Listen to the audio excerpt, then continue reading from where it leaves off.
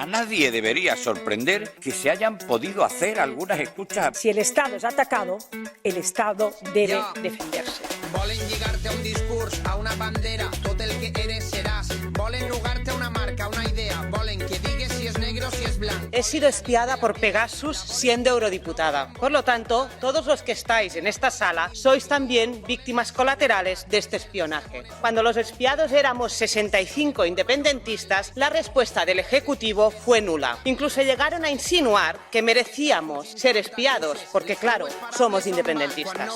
¿Qué tiene que hacer un Estado?